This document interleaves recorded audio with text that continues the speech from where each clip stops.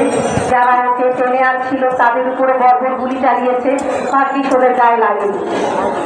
আমার ছেলেকে আমার ছেলের যে বন্ধু বান্ধব মিডিয়ার যে ছেলেপেলেরা তার বড় বোনরা আছে, তাদের কারণেই আমার ছেলের লাশটা আমি পেয়েছি। পোস্টমর্টেম করাতে পেরেছে তারা কিন্তু পোস্টমর্টেম করতে দিতে চাচ্ছিল না। তারা কিন্তু অনেক যুদ্ধ করে তাকে পোস্টমর্টেম করিয়েছে, করার পরে তাদের কাছে রিপোর্ট নিয়ে রংপুরে পৌঁছে দিয়েছে। তারপরে 21 তারিখে ওর মাটি হলো। আমি যারা যেসব ছেলেরা আজকে অসুস্থ, যারা হাসপাতালে ভর্তি আছে, আমার ছেলে মারা গেছে, আমি এতে বিন্দুমাত্র আমি চোখে পালিয়ে ফেলিনি, আমি শক্ত আছি। কিন্তু যারা মেডিকেলে আছে, যারা একটা হাত নাই পা নাই, জীবনের সঙ্গে যুদ্ধ করছে, আমি সকলকে বলবো আপনারা সবাই তাদের পাশে দাঁড়ান। তাদের এই জীবনটা আসলে আমার যদি সেই ক্ষমতা থাকতো, আমার যদি সেই রকম টাকা পয়সা থাকতো, আমি সত্যি প্রত্যেকটা বাচ্চার পাশে গিয়ে দাঁড়াতাম। এই মুহূর্তে কিন্তু তাদের পাশে দাঁড়ানো ভীষণ ভীষণ দরকার। এটা আপনাদের কাছে আমি অনুরোধ করছি। আর কথা বলার আসলে অনেক কিছু ছিল।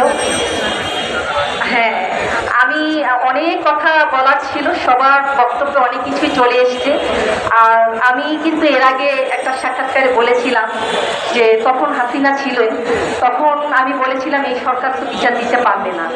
আমাদের সবাইকে একত্রিত হয়ে আমাদের সন্তানদের বিচার আদায় করার জন্য আমাদেরকে মাঠে নামা লাগবে। এতে যদি আমাদেরও প্রাণ যায় যাক, কিন্তু আমাদেরকে এই বিচার যদি আমরা না পাই, আমরা মনে হয় না আমরা কেউ স্বাধীন হয়েছি। এই বিচার ব্যবস্থাকে স্বাধীন করা লাগবে, বিচার বিভাগকে স্বাধীন করা লাগবে। তো আজকে আসলে সব কথার মাঝে আমি কয়েকটা দাবি কথা বলবো। 1 নম্বর হচ্ছে গণহত্যার হুকুমদাতা শেখ হাসিনাকে অতি দ্রুত দেশে এনে বিশেষ ট্রাইব্যুনাল গঠন করে বিচার করতে হবে। 2 নম্বর ওবায়দুল কাদের, আসাদুজ্জামান খান, কামাল সহ এবং ওই যে আরেকজন মন্ত্রী আছেন হাসান মাহমুদ, এনাকে তো আমি সহ্যই করতে পারি না। হাসান মাহমুদ সহ সামরিক, বেসামরিক, পুলিশ, র্যাব, বিজিবি, গোয়েন্দা, বিচার বিভাগ, আমলা, প্রশাসনের মধ্যে যারা গণহত্যায় জড়িত আছে এবং এই সরকারের দোষর হয়ে এখনো কাজ করছে, এই আন্দোলনের বিরুদ্ধে উস্কানিমূলক বক্তব্য দিয়েছে এবং সরকারকে প্রত্যক্ষ পরোক্ষভাবে সহযোগিতা করেছে, তাদের সবাইকে বিশেষ ট্রাইব্যুনাল বিচার করতে হবে। সবাই চাই গণহত্যায় জড়িত আওয়ামী লীগ ও তাদের অঙ্গ সংগঠনের নেতা কর্মীদের যারা হামলা হত্যাকাণ্ডের সঙ্গে লিপ্ত ছিল, তাদেরকে দ্রুত আইনের আওতায় এনে বিচার করতে হবে। শহীদদের পূর্ণাঙ্গ তালিকা দ্রুত সময়ের মধ্যে প্রকাশ করা, শহীদদের পরিবারকে যথাযথ ক্ষতিপূরণ ও মাসিক আর্থিক সহায়তা প্রদান ও আহতদের সুচিকিৎসার ব্যবস্থা সরকারিভাবে করতে হবে। 5 নম্বর, আন্দোলনের শহীদদের রাষ্ট্রীয়ভাবে জাতীয় বীরের মর্যাদা দিতে হবে। জাতিসংঘ বৈষম্য প্রতিরোধ, রাষ্ট্রীয় কাঠামোর আইন বিভাগ, বিচার বিভাগ ও নির্বাহী বিভাগের গুণগত মান পরিবর্তন করতে হবে। জাতিসংঘের অধীনে গণহত্যার তদন্ত করে রিপোর্ট প্রকাশ করতে হবে। তো যদি আপনারা একমত হয়ে থাকেন, সমর্থন জানান।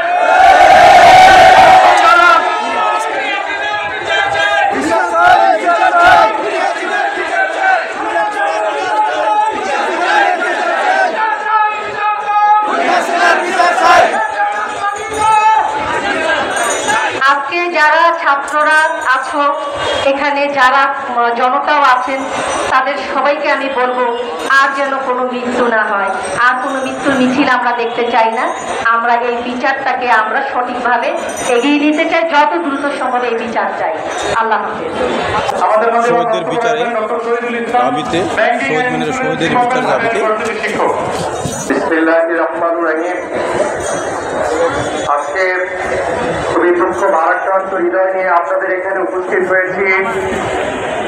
এই চলমান বৈষম্য বিরোধী ছাত্র আন্দোলনের নিহত এবং আহতদের স্মরণে আজকে আমাদের জাতীয় মর্যাদার প্রতীক শহীদ মিনারে আমরা সমবেত হয়েছি। আমি ঢাকা বিশ্ববিদ্যালয়ের ব্যাংকিং অ্যান্ড ইন্স্যুরেন্স বিভাগের শিক্ষক হিসেবে এই আন্দোলনটা একেবারেই চোখের সামনে থেকে প্রত্যক্ষ করার সুযোগ হয়েছিল।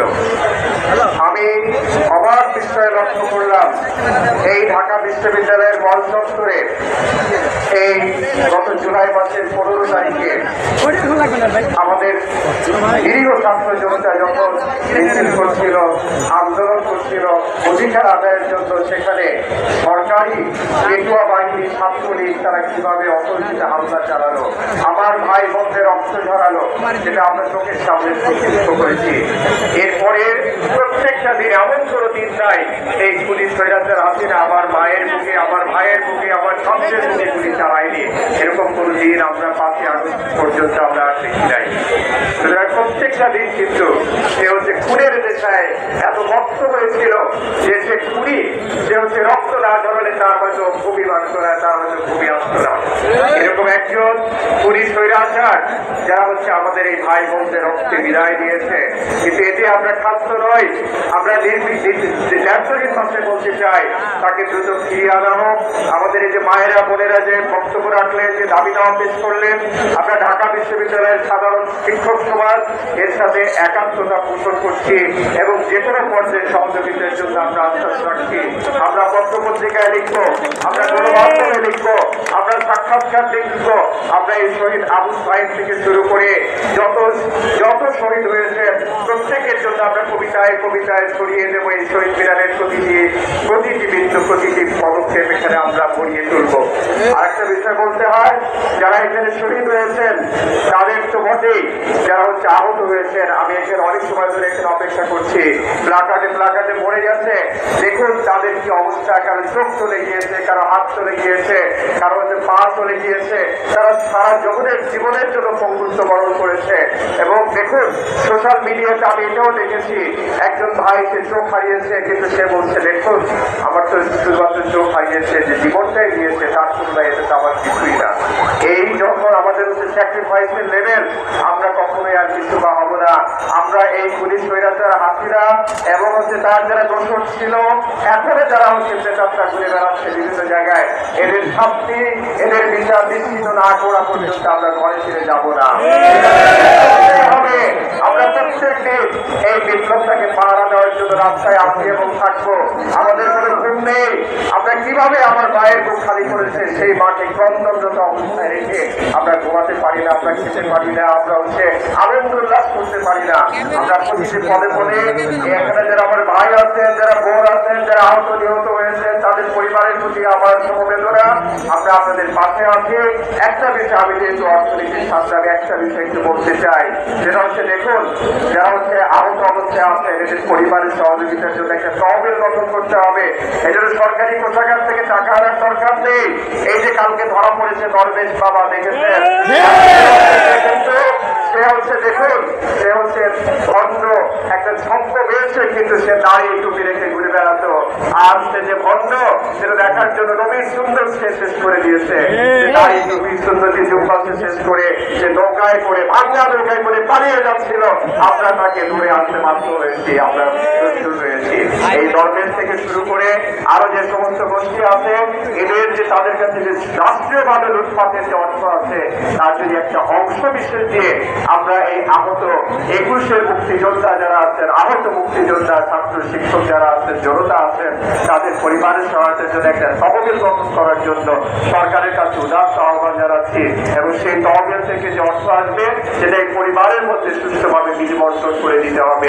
এই দাবি রেখে আপনাদের ভবিষ্যতে যে কোনো আন্দোলন সংগ্রামে পাশে থাকার প্রত্যয় ব্যক্ত করে আমি আমার বক্তব্য শেষ করছি। যারা আয়োজক আছেন তাদেরকে ধন্যবাদ জানাচ্ছি।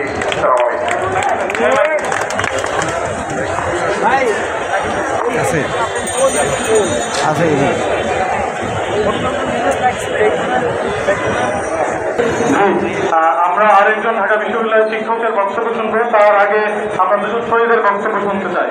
আমরা শহীদ রফিকুল ইসলামের ছেলের বক্তব্য শুনতে চাই, যিনি তার পিতাকে হারিয়েছেন। আসসালামু আলাইকুম ওয়া রাহমাতুল্লাহি ওয়া বারাকাতুহু। আমি সবার উদ্দেশ্যে বলতে চাই, আমার বাবা একজন কম্পিউটার ট্রেনিং সেন্টারের মালিক ছিলেন। তিনি 5 ওয়াক্ত নামাজ আদায় করতেন। গত 19 তারিখে আমার বাবাকে এশার নামাজের পরে ছাত্রলীগের কিছু নেতাকর্মীরা সহ আরো কিছু পুলিশ সহ তারা সবাই এসে আমার বাবাকে মসজিদ থেকে টেনে হিচড়ে নিয়ে আমাদের এলাকার সামনে, সবার সামনে তাকে কুপিয়ে হত্যা করা হয়েছে। এত নির্মমভাবে হত্যা করা হয়েছে যে তাকে প্রথমে হাতে অনবরত আঘাত করা হয়েছে। আঘাত করার পরে উনি যখন সেন্সে ছিলেন তার অবস্থায় তাকে মাথায় ভারী কিছু দিয়ে, মানে সবার ইয়াতে আসছে যে লাঠি বা বাঁশ জাতীয় কিছু দিয়ে তার মাথায় আঘাত করা হয়েছে। তারপর সে সেন্সলেস হয়ে গিয়েছে। তারপর যখন সে নিয়ে উঠতে পারেনি তখন তাকে লাফিয়ে বলা হয়েছে, শুধু লাফি মেরে বলা হয়েছে যে ওর শোয়ের বাচ্চা, ওর শোয়ের বাচ্চা। এগুলো বলার পরেও যখন আমার বাবা উঠতে পারেননি তখন তাকে মৃত্যু নিশ্চিত করেছিল, তার 2 পায়ের 2 নখ কেটে দেওয়া হয়েছিল। তারপরে তারা শান্তি পায়নি। তারপর যখন পর্যন্ত তারা ইয়া করতে পারেনি যে সে মৃত্যু বরণ করেছেন, তারপর তার গলা কেটে 2 খণ্ড করে রেখে দিয়েছেন। আমি শুনতে চাচ্ছি যে এইসব ছাত্রলীগের দল, এইসব আওয়ামী লীগের দল, এরা কারা? এরা কিসের জন্য এই দেশে ছিল? দেশ কি স্বাধীন নেই? 1971 সালে দেশ স্বাধীন হয়েছিল। এখন আমরা 1924 সালে এসে দেশ আবার স্বাধীন করতে হয়েছে। আমরা স্টুডেন্ট যারা আছি আমরা সর্বপ্রথমভাবে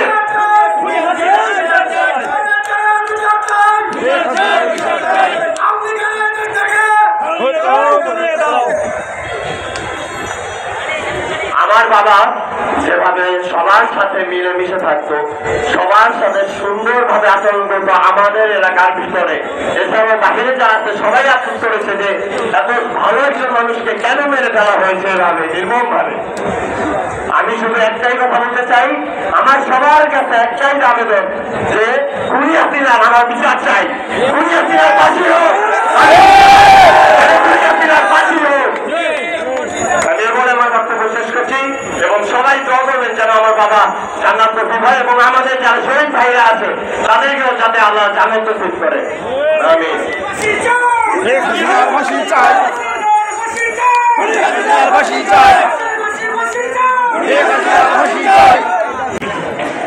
আসসালামু আলাইকুম। আমি সকল শহীদদের প্রতি শ্রদ্ধা জানিয়ে বলতে চাই, আমার ভাই ছাত্র ছিল না, আমার ভাই একজন কর্মজীবী ছিল। তার বাবা মার একমাত্র আর্থিক সাহায্যকারী ছিল।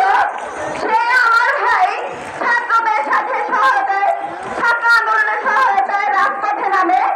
আমার ভাই সবসময় বলতো 1971 স্বাধীনতা কোনো ছাত্র মাধ্যমে শুধু আসে নাই, সবাইকে নামতে হবে রাজপথে, জনসাধারণ নামতে হবে।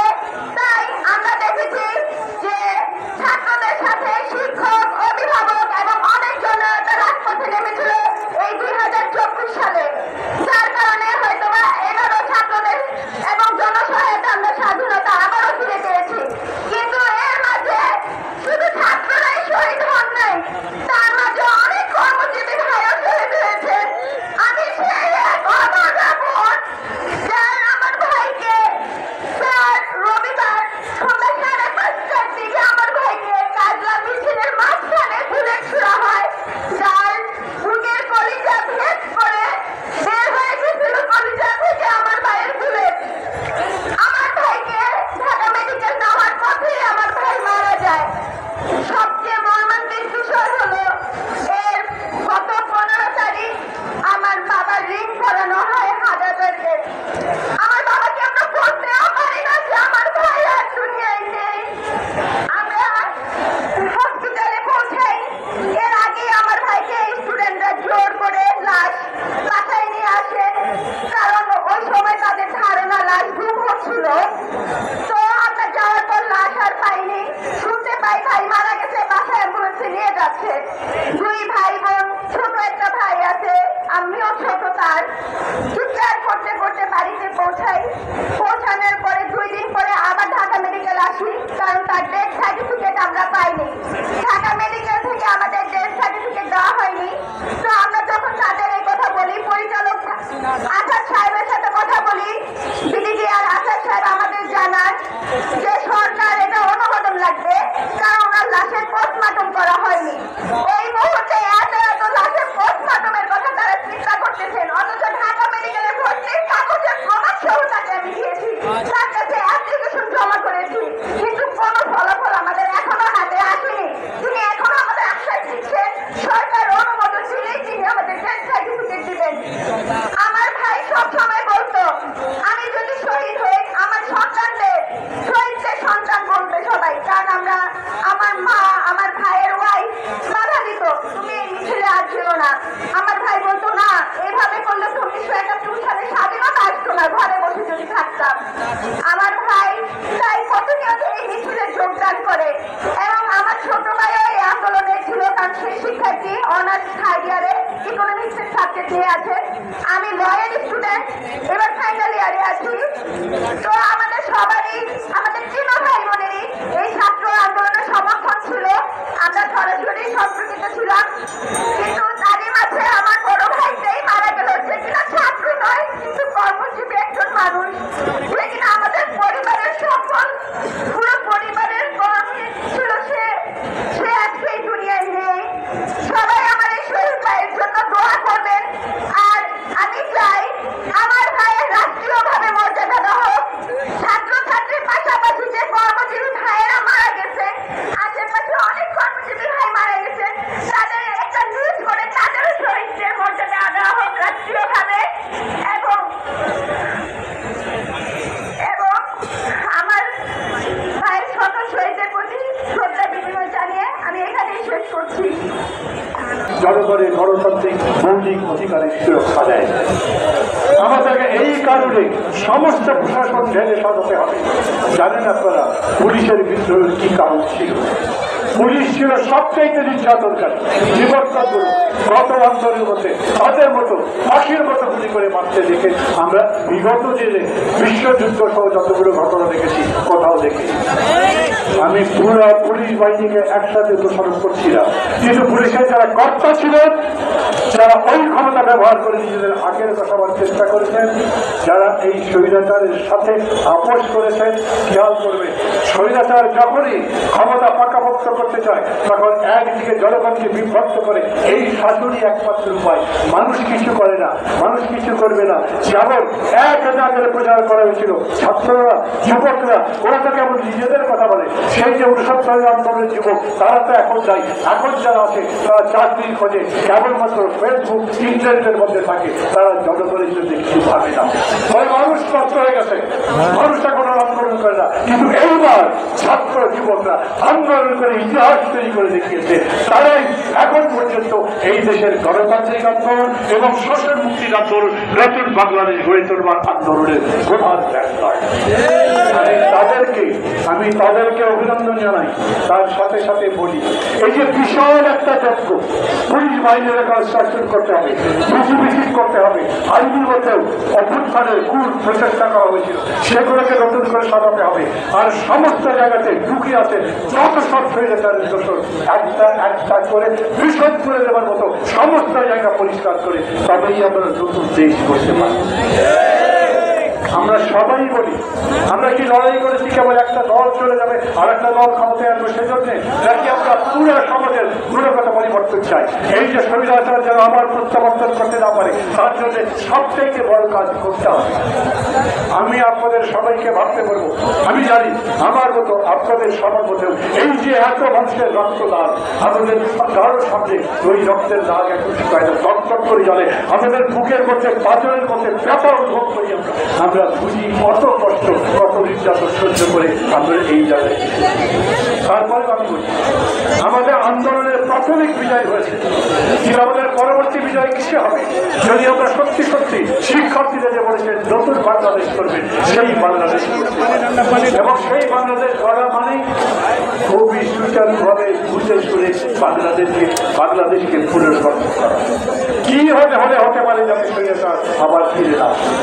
ওইখানে শেখ হাসিনা লাফান, ওইখান থেকে নাকি ভিডিও দেন, এইখানে সংখ্যালঘুদের নামে অত্যাচার করার চেষ্টা করেন, বিদেশের মধ্যে প্রচার করবার চেষ্টা করেন, ভারতের ব্যানারে ভিডিও পর্যন্ত বলছে, ওখানকার ক্ষমতাসীনদের কেন্দ্র বলছে 1 কোটি লোক নাকি বাংলাদেশ থেকে এখন ভারতে যাওয়ার জন্য তৈরি আছে। ধিক্কার জানাই ওদেরকে।